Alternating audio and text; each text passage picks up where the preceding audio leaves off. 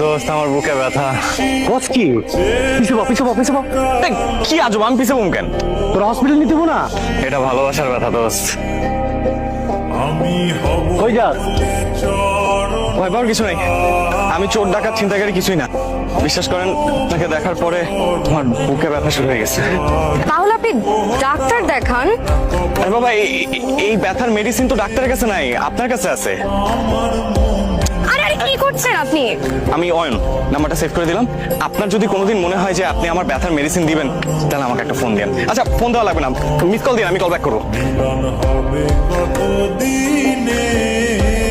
আমি তমা। আপনার বুকে ব্যথা এখনো আছে নাকি চলে গেছে? আছে, ব্যথা আছে, অনেক ব্যথা। তো মিস্টার অয়ন, আপনি ব্যথা কি কমাতে চান নাকি ব্যথা নিয়ে বাকি জীবন কাটাতে চান? কমাতে চাই।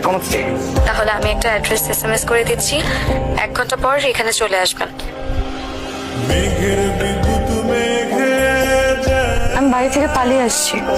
পালিয়ে আসছেন কেন? সেই কথা না হয় পরে বলি। আপনার বুকে ব্যথা কমেছে?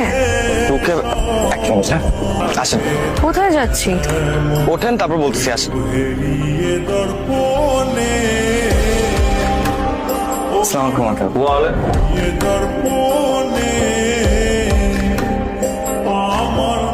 তুমি এখানে? আঙ্কেল, আমি অয়ন। তোমার নাম তো আমার শুনতে হবে না, তোমার আমি ভালো করে চিনি। আঙ্কেল, আপনার মেয়ে। তোমা, তুই আমার মেয়ের নিয়ে পালাইছস? আমার মেয়ে একটা মাস্টার ছেলে নিয়ে পালাইছস?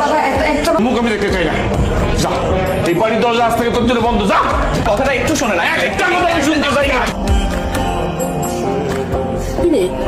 রাতে বলছিলি ওকে? অয়ন ওকে? ভাবি, ও তমা, আজকেই পরিচয় আমাদের। বাসা থেকে রাগ করে চলে আসছে, তো আমাদের বাসায় নিয়ে আসছি, কয়টা দিন থাকবে। খুব ভালো কাজ করছিস। তোর আগে এটা ভাবা উচিত ছিল এই বাসায় তোর নিজের থাকার জায়গা আছে কিনা।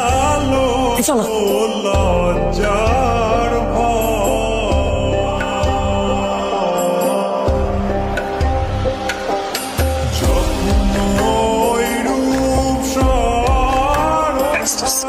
আমাদের চ্যালেঞ্জ দিয়ে করলাম, আজকাল একটা কোনো রকম আমি কাটাও।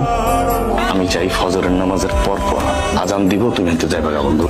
আমি থাকি বেচেলার বাসায়, 2টা ফুল একটা মায়া, বাড়িওয়ালা যদি জানে কি কইব? আমি এগুলো নিতে পারবো না, ওরা তো কি বলবো টুয়া। তো পারি তুমি পারলে মানুষ করবা, জীবনও পারবা না। আমি যেটা কইছি বন্ধু, এটাই তুই যাবি গা। মনে হয় আপনাকে খুব বিপদে ফেলে দিয়েছে, তাই না?